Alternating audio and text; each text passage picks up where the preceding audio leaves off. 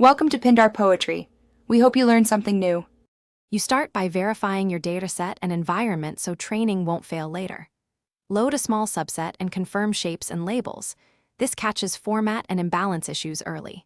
Once done, create a virtual environment and install NumPy, Pandas, scikit-learn, and your chosen framework. Then implement a simple data loader and execute a single training step to ensure gradients flow and loss decreases slightly. This first actionable run proves your end-to-end loop is wired correctly. You now build the core, the model, objective, and optimizer. Design layers appropriate to the task and initialize weights to avoid vanishing or exploding gradients. That's why initialization matters. Choose a loss and optimizer that match your problem and set a sensible learning rate and optional scheduler.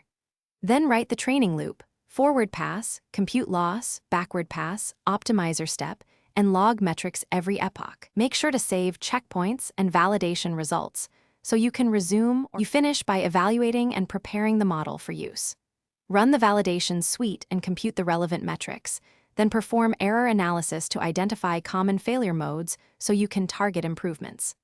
Once satisfied, export the model to an interoperable format and create a clean inference script for deployment.